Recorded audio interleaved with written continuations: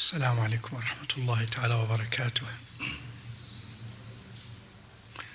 كيف أصبحتم؟ أصبحنا وأصبح الملك لله والحمد لله، لا إله إلا الله وحده لا شريك له، له الملك وله الحمد وهو على كل شيء قدير.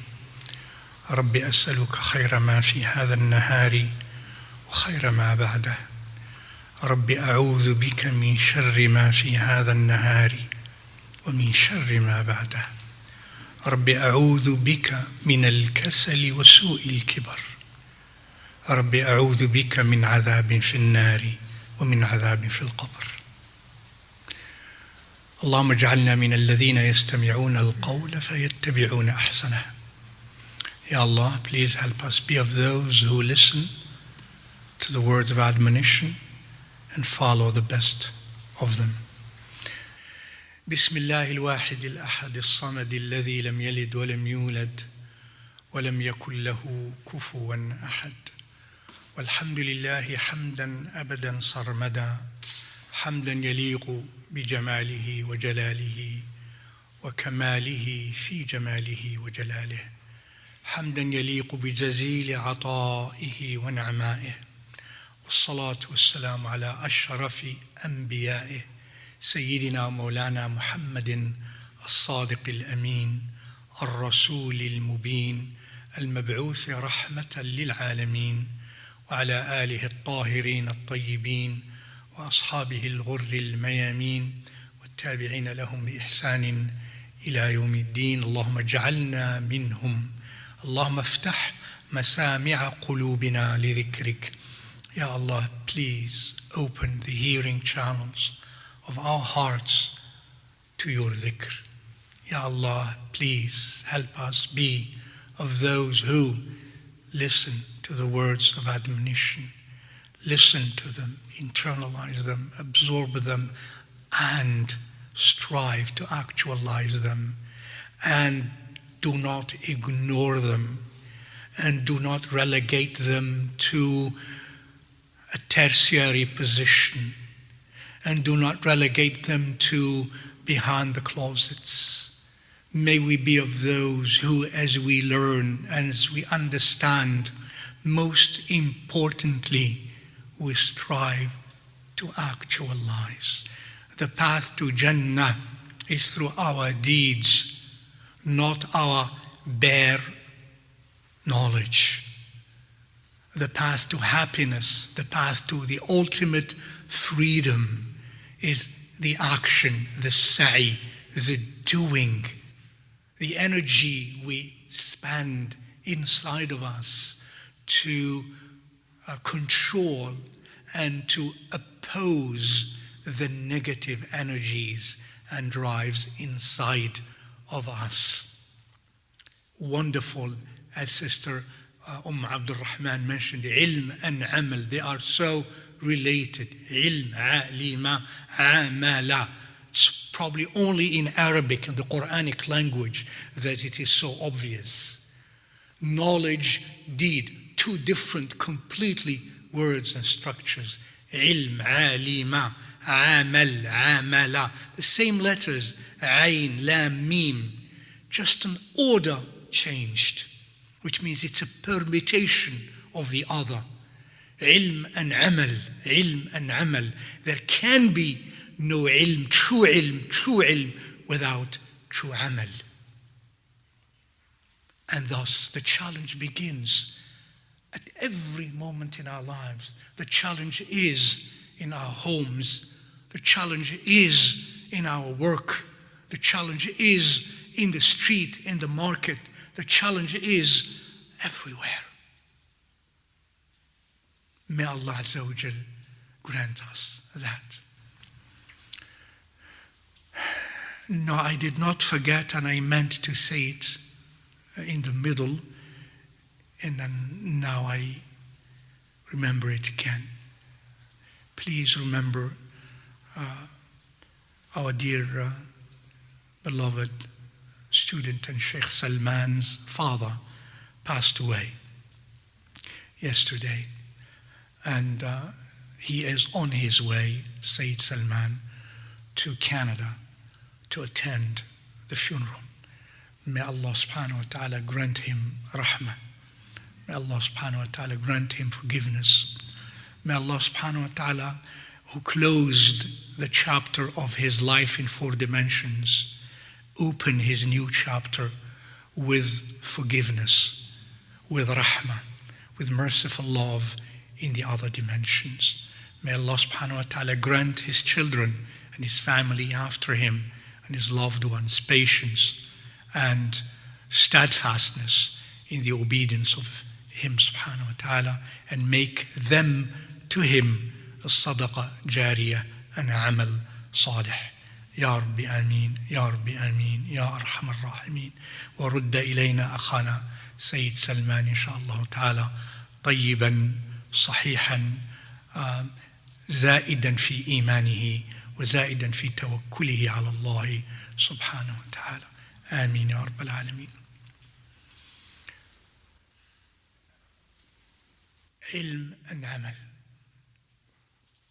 And that requires this nafs inside of us to be known, to be addressed, and to be controlled, and to be tamed, and to be disciplined. So Allah created us to be. He put in us this nafs, which we call nafs, the self, as an identity of a human being, different than an angel. An angel does not have a nafs. In the sense we identify nafs in the spiritual sense. The angels do not have a nafs in the sense we speak of it in the tazkiyah of the nafs. Why? That's why they are programmed, if you will. They are created only to obey Allah Azza wa Jal. They don't have a choice between evil and good, and to choose sometimes evil and sometimes good through striving inside of them. The fact of striving inside, it's because inside of us there are different inclinations. That's the nafs. And that's the source of the so-called freedom of choice. Freedom of choice that we oftentimes in the current modern era, we brag about. It's actually because of the nafs. If you say, I have freedom of choice, it's like you say, I have a nafs. Yes, we have a nafs. That's why we have freedom of choice. That's why we make sometimes terrible choices, terrible decisions, evil ones, because we have nafs. And so Allah created us with that nafs in order to make a choice, deliberate choice to love the divine by choice, and to love the divine and to obey the divine by that love, by choice.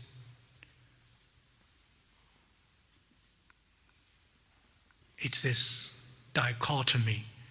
It's this problem of the nafs, having the nafs ammara, and yet it is the field of the nafs that leads me to Allah subhanahu wa ta'ala. Crossing the field of the nafs, that is the path to Allah subhanahu wa ta'ala. And that's why last time, before I continue here, we closed with Inna Allah ashtara min al-mu'minina anfusahum wa amwalahum bi anna lahumul jannah. That Allah subhanahu wa ta'ala in His divine wisdom willed that this nufus that we have, that He created with different inclinations, that we are to buy them, we are to free them, buy them and free them, buy them from their slavehood and servitude to other than the divine, buy them from being confined to the created realm, to be free in the Creator subhanahu wa ta'ala. Allah ashtara min al-mu'minina anfusahum. So that I strive to align my drives, my inclinations, my emotions, whether positive or negative, including anger and high-temperedness, that I align all of those with what He loves, subhanahu wa ta'ala, with what He wills, subhanahu wa ta'ala. And He is not in subhanahu wa ta'ala in His essence. He is not in the creation. So He is not part of the conflicts that we feel as creatures in the creation. Is subhanahu wa ta'ala the creator of creation. And thus, when we are completely in Him, in that sense, we are completely free, because we are outside of the inconsistencies that we experience in creation. And therefore, the challenges and the difficulties and the conflicts and the opposites and the challenges, etc. Allah is outside of that. Allah is the creator of that. فَلَمَّا أَتَعَلَّقُ بِهِ, when my qalb is connected to Him, I'm outside of that. Like imagine you enter a room that is filled with noise, and everybody is closed in there. And as long as you are there, you're subject to that noise. So somehow an opening opens and you go outside, and the door is closed and it's all quiet. Because you're not inside. When the qalb is with Allah, the person is not in the world in terms of his qalb. And therefore protected from the negative consequences of the noise in which one is. And thus, in Allah ashtara min al-mu'minina anfusahum, when they belong to Allah, when they are in with Allah Azza wa Jal, they are at peace. So they are in Jannah. بِأَنَّ لَهُمُ الْجَنَّةِ بِأَنَّ لَهُمُ الْجَنَّةِ. And that's why when we are sometimes in sincere dhikr of Allah Azza wa Jal, it is like we pull away from the moment and from the noise. And then we attain what some of you must have experienced, that which we call طمأنينة, serenity, tranquility, peace. ألا بذكر الله تطمئن القلوب. إن الله اشترى من المؤمنين أنفسهم وأموالهم بأن لهم الجنة. أموالهم, because also we all want to possess, we all want to have, we all want to have resources, wealth, and therefore power. Resources and wealth lead to power. We all want to have that. And to have that, it takes hard work. It takes a lot of conflicts to resolve. It takes a lot of noise. It takes a lot of competition. It takes a lot of fear to lose wealth. It takes a lot of hard work to have that wealth and to multiply it and to preserve it and to be afraid to lose it. All of that is a source of tribulation for the nafs. اشترى من المؤمنين أنفسهم وأموالهم. Once the mal is not in my heart, I am free from those consequences of caring for wealth, wanting wealth, protecting wealth, multiplying wealth, etc. It comes with its problems. Once it leaves my heart, I'm in Jannah before the ultimate Jannah. To remove it from my qalb, therefore to give to the needy and the poor, and never to say no to the one who asks you. Be mindful, sisters and brothers, sometimes Allah will send you someone in the least expected of moments. Give me, and you have, and you don't give. Who knows what that meant? You who claim to seek the divine, you who claim to seek His nearness, you who claim to seek tazkiyah, do you think that Allah is going to inform you, I sent somebody to you to test you? Do you think that's what you're going to expect? No. That's going to come sometimes in the least expected of moments. And the challenge is there. Do you give or don't you give? Do you want to keep or do you want to give and to be free? Be mindful of that. اشترى من المؤمنين أنفسهم وأموالهم. And sometimes we have more of an attachment, more of a slavehood or slavery to wealth than to other things. إن الإنسان خلق هلوعا, loves to have and to keep wealth always.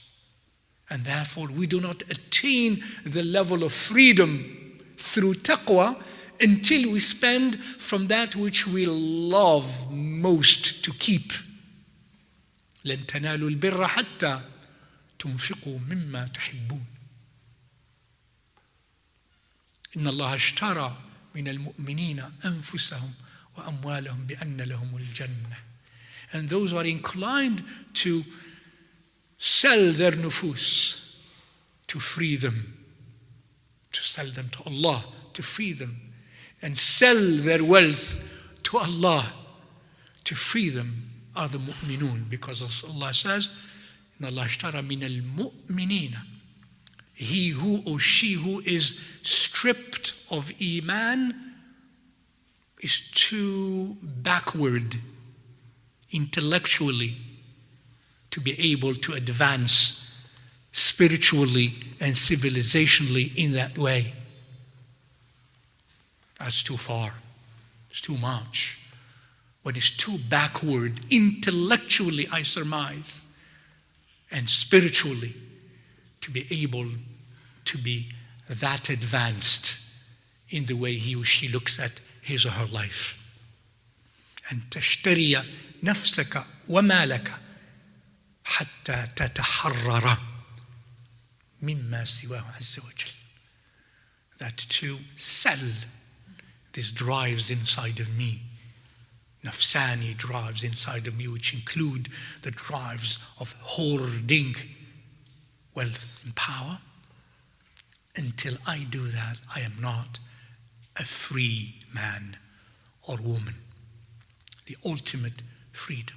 And thus, the next one. Allah says in Surah Al-Saffat, وَإِنَّ مِن شِيعَتِهِ لَإِبْرَاهِيمَ إِذْ جَاءَ رَبَّهُ بِقَلْبٍ سَلِيمٍ. After Allah Azza wa Jal recounts to us briefly the essence of the story and the message of Sayyidina Nuh alayhi salam, and how he strove patiently and forbearingly to communicate the divine message to his people, and how solid he was in his faith, in his iman, and how steadfast he was in his communication and in his delivering of the divine message. Allah says to us, وَإِنَّ مِن شِيعَتِهِ, أي مِن شِيعَةِ سَيِّدِنَا نُوح, and of the people of Nuh. Shia are those who belong to the same party, to the same ideological party or religious party or political party or faith party. In other words, a group of people who share the same principles and values and ideals. They are your Shia. That's the Shia of Sayyiduna Nuh. Now, Sayyiduna Ibrahim is the Shia of Sayyiduna Nuh, meaning that it's the same way. In the Tawheed of Allah Azza wa Jal, in the steadfastness, in the solidity in faith, in the perseverance and patience despite the odds against him, he continued, Sayyiduna Ibrahim alayhi salam, to simply live for the divine Azza wa Jal, in which of course is all his ultimate happiness and freedom in this dunya before even the hereafter in akhirah. So he tells us about that. وَإِنَّ مِن شِيعَتِهِ لَإِبْرَاهِيمَ. Beginning.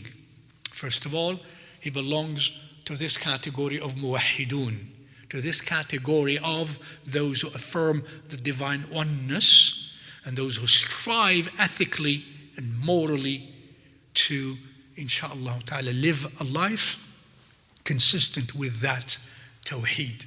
وَإِنَّ مِن شِيعَتِهِ لَإِبْرَاهِيمَ, and strive to communicate that. إِذْ جَاءَ رَبَّهُ بِقَلْبٍ سَلِيمٍ. And now this is an explanation why he is of the Shia of Sayyidina Nuh alayhi salam.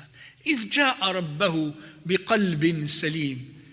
For he came, or as he came to his Lord. He came to his Lord. He came to his Lord.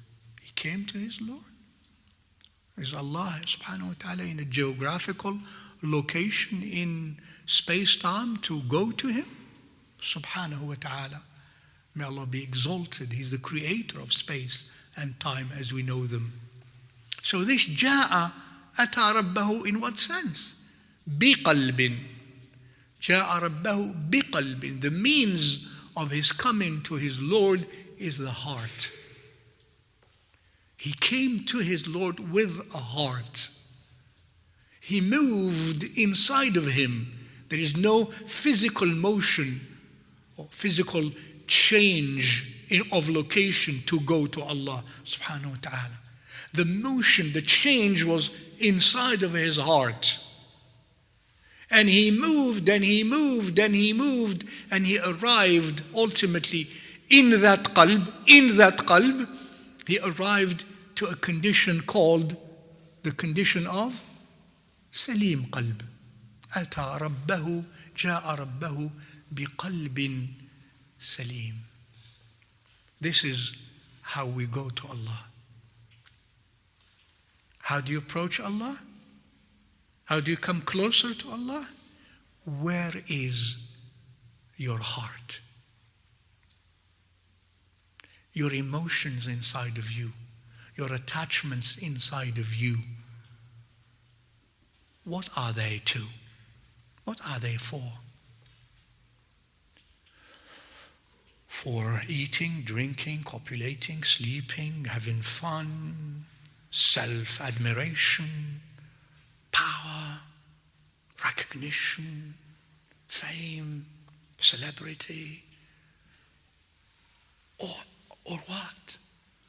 Or inside of you, the attachments is the divine. The divine. Inside of you. How does that improve regularly? Are you walking, or are you steadfast, or are you walking back? Am I improving? Excuse me, in what I feel inside of me, in my relationship, and therefore this feeling of connectedness, attachment, love, reverence to Allah Azza wa Jal.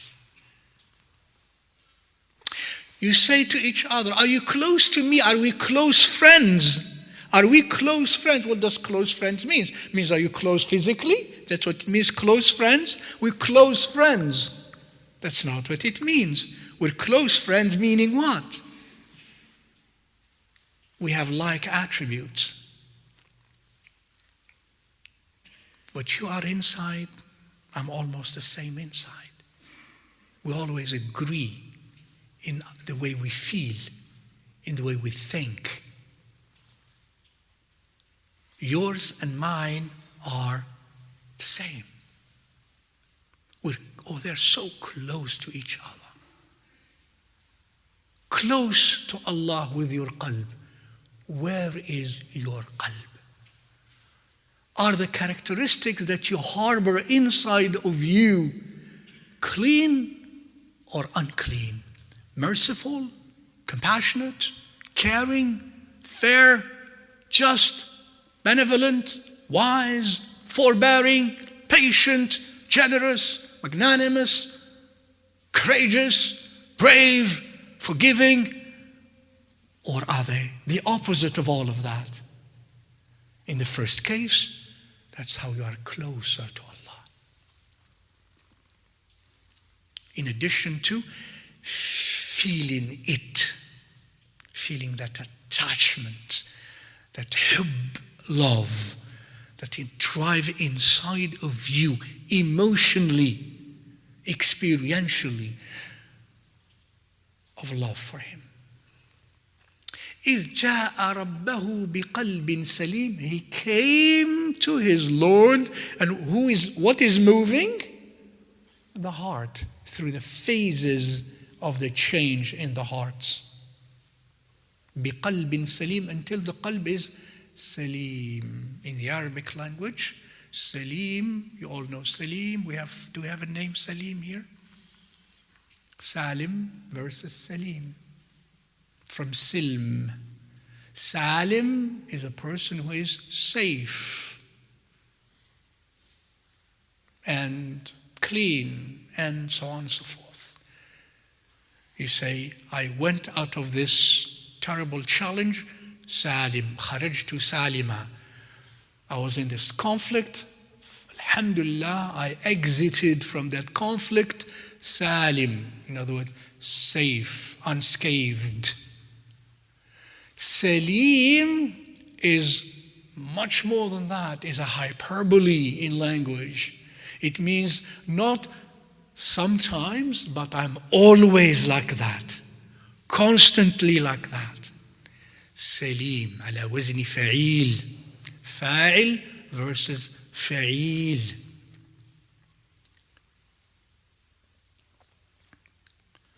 Alim, alim. وهكذا. Salim, in other words, a person whose heart is constantly in the right condition.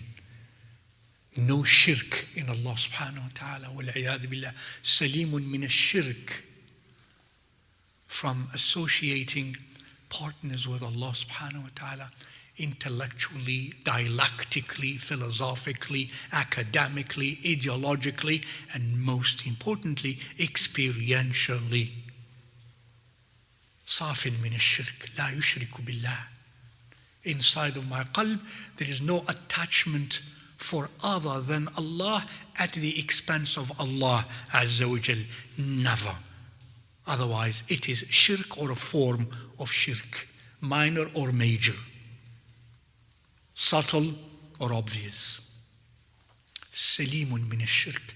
Second, Salimun min al-afat. Salim from, again, the other ailments of the hearts.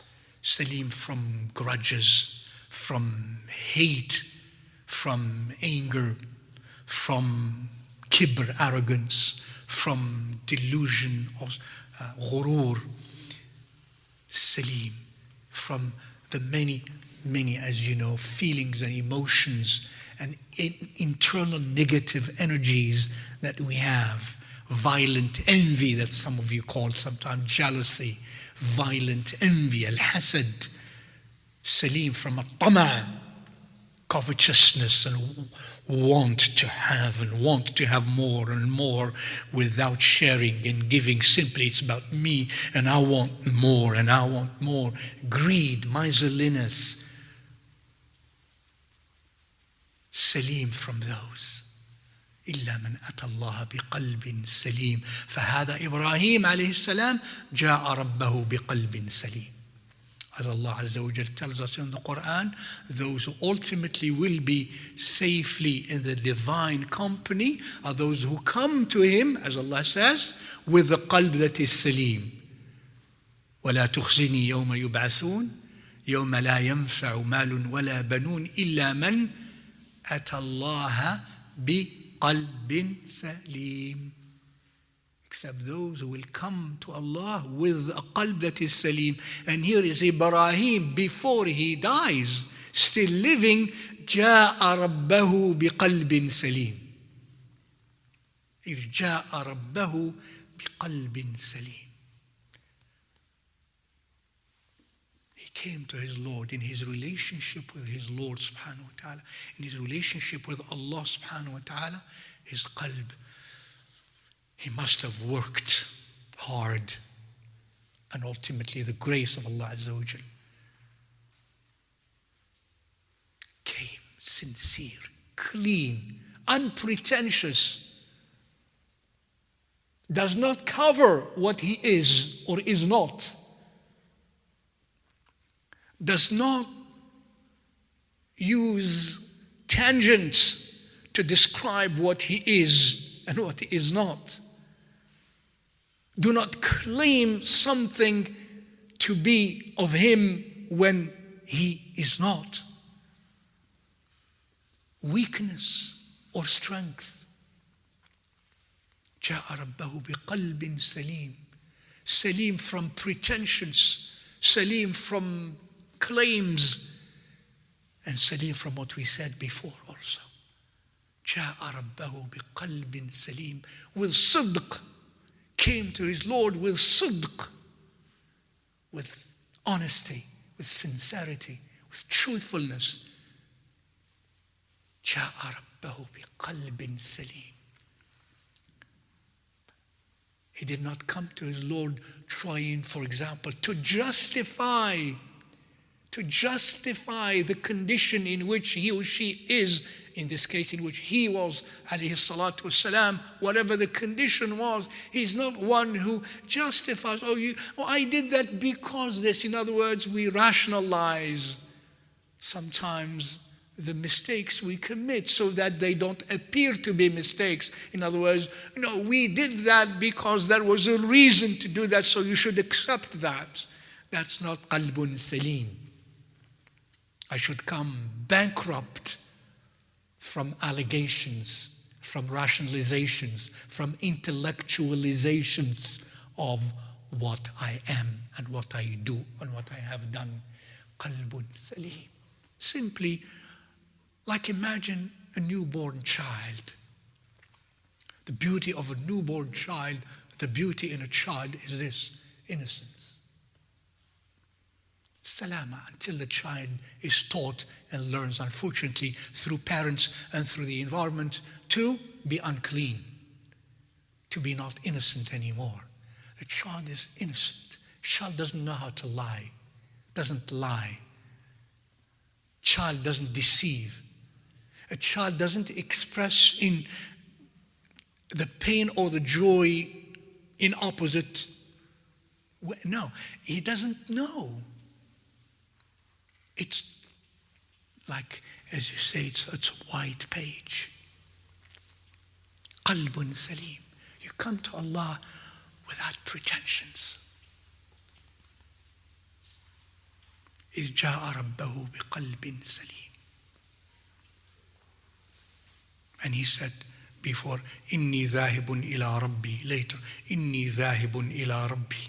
And Allah tells us this before he tells us when Ibrahim said that. So this is, I think, in my opinion, something very beautiful.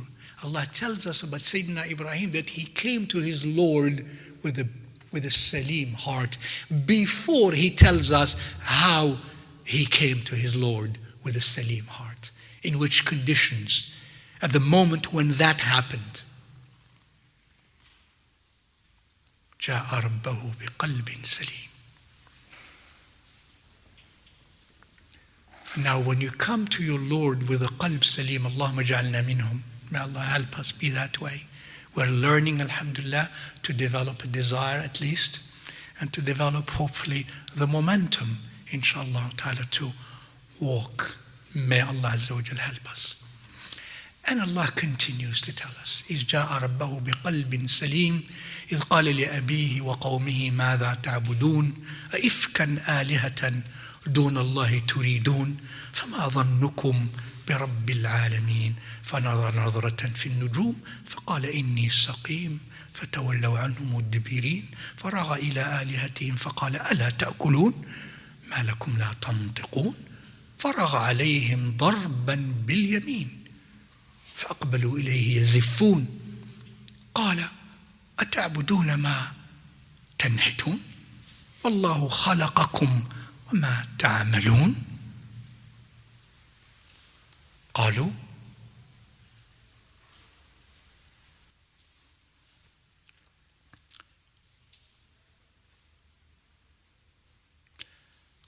ألقوه في الجحيم.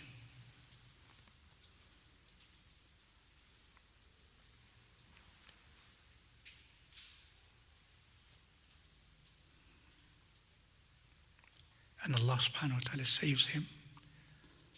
فَجَعَلْنَاهُمُ الْأَسْفَلِينَ until he says subhanahu wa ta'ala.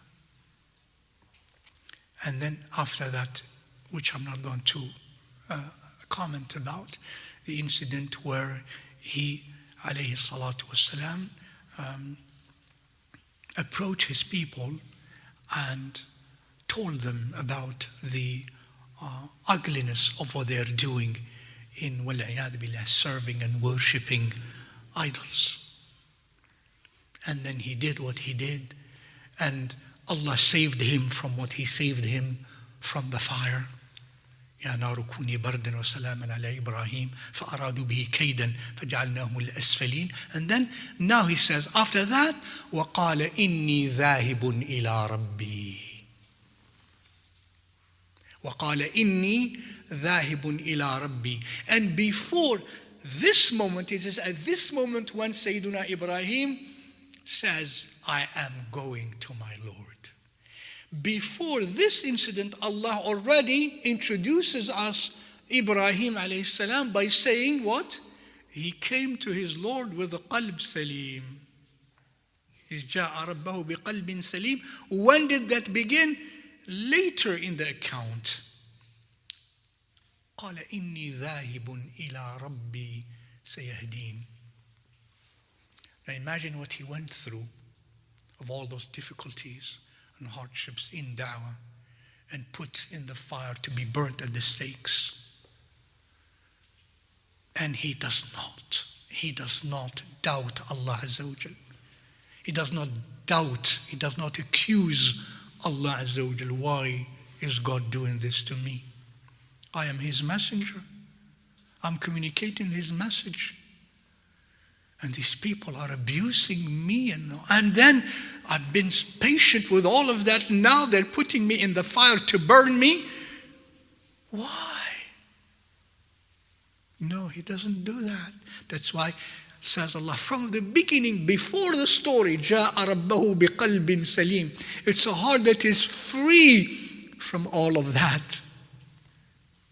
Because it is said in the accounts, even when Jibreel alayhi salam, when he was put in the wood before the fire was lit, or as the fire was lit before it reaches him, Jibreel alayhi salam is sent to him and asks him, do you need anything from me?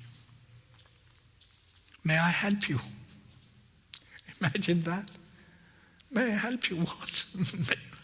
May I help you? It's like, may I help you? The answer is, no, from you I don't need anything. I don't need anything from you. Allah. Imagine. This is Ibrahim, qalbun salim. From you, I don't need anything. Minka, la. From you, no. Even at that moment, what he went through, his tawheed, the unicity and the uniqueness of his attachment to Allah subhanahu wa ta'ala and Allah alone, even at that level. جَاءَ رَبَّهُ بِقَلْبٍ سَلِيمٍ. Now, after all of that, Allah saves him, subhanahu wa ta'ala, at the moment where he has given up. Khalas, this is, I'm going to be burned for the sake of Allah Azza wa Jal. Because he was not told by Allah that I'm going to save you. So just wait, don't worry. No, the Anbiya also go through their trials, their pain, their hurt. They go through that, through their bashariyah. That's why they are who they are. Not because they knew everything from the beginning. They go and they're subject to the pain of Bashariyah, to the pain of being human and going through the tasks. And that's why they are also mu'minun. They are believers by choice. So Ibrahim alayhi salam is saved. And then after that, he says, Inni dhahibun ila rabbi sayahdeen. Allahu Akbar. I'm going to my Lord. He will guide me. Those incidents of the da'wah to his people was in the land of Ur in modern day Iraq. Then he moved also physically to modern day Sham, Palestine. But his motion was to my Lord, not to the space, to the place where my Lord ordered me to go. That's a different issue. Inni dhahibun ila rabbi. I am going to my Lord with his qalb. All my qalb, all the energies of my qalb, all the positive energies of my qalb, including the energy to persevere, the energy to be patient, the energy to be forbearing, which are the most important and the most valuable types of positive energies we need in our troubled time. And in our times of hardships, whether family hardships, economic hardships, other social hardships, or political hardships, or spiritual hardships, or any hardships. We need this energy of sabr and hilm. May Allah help us. May Allah help us. Of patience and perseverance and forbearance. Inni dhahibun ila rabbi. With those types of positive drives and energies. He's not a complainer. He's not one who complains and yashtaki wa yashtaki wa yashtaki. No. قلب سليم إني ذاهب إلى ربي مقام يعني مقام الغاية, in this case Allah Azza wa Jal ذاهب إلى ربي. This maqam, because the objective is the Lord, then the way I go is to be consistent with the aim to which I am going. And therefore, if I'm going to Allah, the aim is Allah, the way of going to Allah should be very noble inside of me. I should go with courage, with patience, with forbearance, with humility, with humbleness, with trust, with generosity, and not one who is always complaining about what she doesn't have or he doesn't have, or why me or why. Inni dhahibun ila rabbi sayahdeen. He will guide me. He will guide me inside of me. Inni dhahibun ila rabbi sayahdeen. Now note this, subhanAllah. This is his desire, this is his wish, and then he makes a dua, makes a supplication. Rabbi habli min as-salihin. Rabbi habli min as-salihin. At this point, I think you can look at it this way. The statement, Inni dhahibun ila Rabbi, I'm going to my Lord. At this point, column, what's going to come next is how Allah is going to guide him, it seems. Because Allah begins to tell us a story. After he makes the prayer, Rabbi habli min as-salihin, then Allah begins to tell us. In other words, this is how his hidayah is going to take place. This special hidayah, because he's already a Mahdi at the level of Iman, of course. But now this is going to be something very, very special. The guidance to the very special, most special of stations of nearness to him, subhanahu wa ta'ala. How is it going to happen? We will see that inshallah ta'ala next, and the lessons we draw from that pertaining to our own selves, inshallah ta'ala. We take our short recess here and we resume in about 7 minutes.